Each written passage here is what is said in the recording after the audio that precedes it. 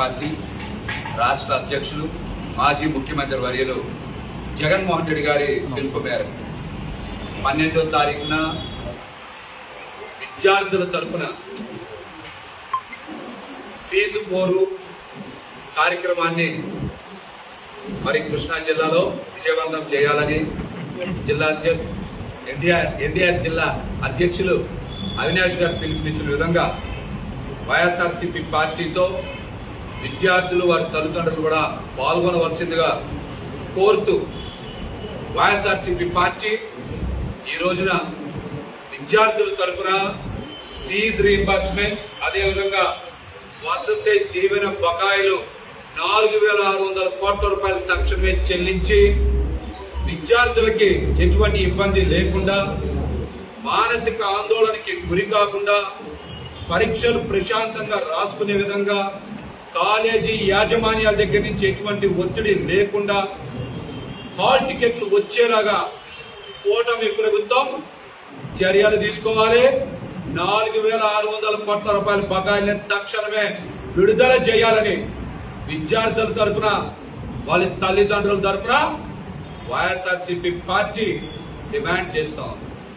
అదేవిధంగా మరి నిరుద్యోగ భృతి కింద 3,000 రూపాయలని నిరుద్యోగులకి చెల్లించాలని, మెడికల్ కాలేజీలని ప్రైవేటు పరం చేయకుండా పెట్టుబడిదారులకి పెత్తందారుల పక్షాన కూటమి ప్రభుత్వం నిలబడకుండా ప్రైవేటు విద్యని మీరు ప్రోత్సహించకుండా మెడికల్ కాలేజీలని ప్రభుత్వమే నిర్వహించాలనేటువంటి డిమాండ్ను కూడా కూటమి ప్రభుత్వం ముందుకు వస్తా ఉంది. ఫీజు రీయింబర్స్మెంట్ పెట్టిందే పేద సామాన్య వర్గాలు ఉన్నతమైనటువంటి చదువులు చదువుకోవాలని, డాక్టర్లు ఇంజనీర్లు కావాలని. మరి అటువంటి గొప్ప స్కీమ్ కి కూటమి ప్రభుత్వం ఎందుకు తూట్లు పొడుస్తా ఉందో ఈ రోజున రాష్ట్రంలో ఉండేటువంటి విద్యార్థులు వాళ్ళ తల్లిదండ్రులు గమనించాలి. నారా లోకేష్ గారు వచ్చిన దగ్గర నుంచి చాలా మాటలు చెప్తా ఉన్నారు. మీరు మాటలకి పరిమితం అవుతారా? విద్యార్థులకి ఫీజు రీయింబర్స్మెంట్ బకాయిలు విడుదల చేస్తారా? సమాధానం చెప్పాలి. మాటలతో కాలక్షేపం చేసి మీడియాలో ప్రచారం చేసుకుంటే విద్యార్థులకి మేలు జరగదు, కీడు జరుగుతుంది. మీరు ఫీజు రీయింబర్స్మెంట్ బకాయిలు 4,600 కోట్లు నారా లోకేష్ గారు విడుదల చేస్తారా, చెయ్యరా? నేను దీనికి సమాధానం చెప్పకుండా మాట స్టేట్ రివ్యూలో నేను స్టాన్ఫోర్డ్ లో చదువుకున్నానని చెప్తాను. మీరు స్టాన్ఫోర్డ్ లో చదువుకుంటే మాకెందుకు, ఆక్స్ఫోర్డ్ లో చదువుకుంటే మాకెందుకు? ఇక్కడ ఉండేటువంటి విద్యార్థులకి ఫీజు రీయింబర్స్మెంట్ ఇస్తావా? ఆ సమాధానం చెప్పు. ఆ సమాధానం చెప్పాలి మీరు. అది చెప్పరు. ఇప్పుడు ఏమనంటే స్కూల్స్ గురించి మాట్లాడతారు. నాడు నేడులో తల్లిదండ్రులు విద్యార్థులు కూడా మీరు బయటకు వచ్చి మాట్లాడాలి. ఇప్పుడు నాడు నేడు కింద స్కూల్స్ ని మెరుగుపరిచారా లేదా? కార్పొరేట్ స్కూల్స్ కి ధీటుగా అభివృద్ధి చేశారా లేదా? కరిక్యులం మార్చారా లేదా? ఐబీ పెంచారా లేదా? ఇంటర్నేషనల్ సిలబస్ లో తీసుకెళ్లారు కదా, మీకు ట్యాబ్లు ఇచ్చారా ఇవ్వలేదా? ఇవన్నీ జగన్మోహన్ రెడ్డి గారు చేశారు. మీ చేతిలో ట్యాబ్లు ఉండాలి, మీరు టై కట్టుకోవాలి, బూట్లు వేసుకోవాలి, మంచి బట్టలు వేసుకోవాలి, నాణ్యమైన విద్య చదవాలని జగన్మోహన్ రెడ్డి గారు నాడు నేడు కింద అందరికీ మంచి చేసి విద్యార్థుల భవిష్యత్తును తీర్చిదిద్దితే, మరి మరొక పక్కన మీరు కంపేర్ చేయాల్సిన అవసరం ఉంది. ఈ రోజున మరొక పక్కన పవన్ కళ్యాణ్ గారు ప్రభుత్వ వాళ్ళకి వెళ్ళి ఈ స్కూల్ ఎప్పుడు కట్టారు? లేదండి, మొన్నే మీరు రాయాలి బాగా. మొన్నే ఏం చెప్పారు? ఇది జగన్మోహన్ రెడ్డి గారి టైంలోనే అద్భుతంగా బలలేశారు, తీర్చిదిద్దారని చెప్పారు ఆ స్కూల్లో పిల్లలందరూ కూడా. అదే రోజు ఆయన బయటకు వచ్చి ఏం చెప్పాడు? విద్యార్థుల కంటే దొడ్లు గడపడం నేర్పించాలి. ఒక ప్రభుత్వ పాఠశాలకు వెళ్ళి పవన్ కళ్యాణ్ గారు చెప్పిన మాట ఏంటి? విద్యార్థులకే దొడ్లు గడపడం నేర్పించాలట. మరి ఆయన గురించి ఏమన్నా మాట్లాడితే ఊహించు పడిపోతున్నారు. దీని మీద ఎందుకు మాట్లాడరు?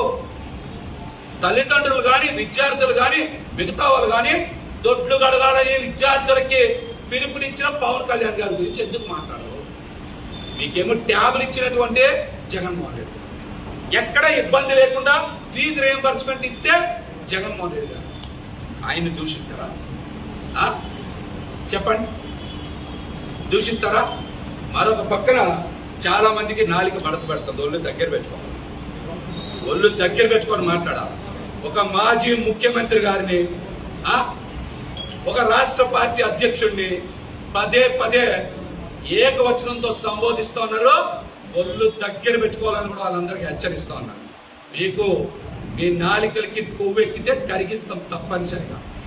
పదే పదే ఏకవచనంతో జగన్మోహన్ రెడ్డి గారిని సంబోధిస్తే వాళ్ళ నాలిక మీద ఉన్న కొవ్వు కరిగిస్తాం తప్పనిసరిగా. మీరు మీ మాటలు అదుపులో పెట్టుకోవాలి. మాజీ ముఖ్యమంత్రి గారిని, జగన్మోహన్ రెడ్డి గారిని పదే పదే ఎమ్మెల్యేని సంబోధించడం, ఏకవచనంతో మాట్లాడడం మీరు గనక ఆపకపోతే తప్పనిసరిగా బదులిస్తామని కూడా హెచ్చరిస్తూ ఉన్నాం. ఇక్కడి నుంచి అయినా సరే కూటమి ప్రభుత్వం మాటలకి పరిమితం కాకుండా, విద్యార్థుల జీవితాలు ఇబ్బందులు పడకుండా తక్షణమే మీరు 4,600 కోట్ల రూపాయల బకాయిలు విడుదల చెయ్యాలి. చెయ్యకపోతే ఎన్టీఆర్ జిల్లాలో దేవినేని అవినాష్ గారి నాయకత్వంలో రేపు జరిగే నిరసన కార్యక్రమం, కలెక్టర్ గారికి వినత పత్రం ఇచ్చే పార్టీ రాష్ట్ర అధ్యక్షులు, మాజీ ముఖ్యమంత్రి వర్యులు జగన్మోహన్ రెడ్డి గారి పిలుపు మేరకు 12వ తారీఖున విద్యార్థుల తరఫున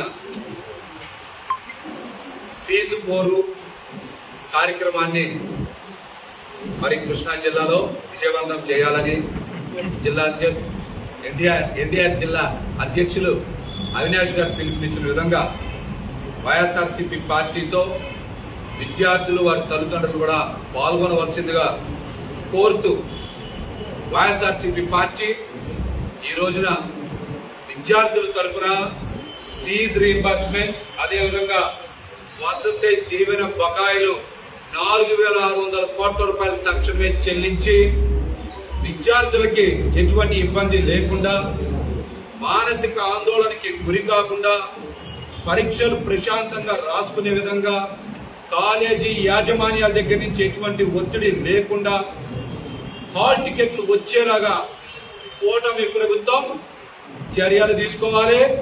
4,600 కోట్ల రూపాయల బకాయిలను తక్షణమే విడుదల చేయాలని విద్యార్థుల తరఫున, వాళ్ళ తల్లిదండ్రుల తరఫున వైఎస్ఆర్సీపీ పార్టీ డిమాండ్ చేస్తా ఉంది.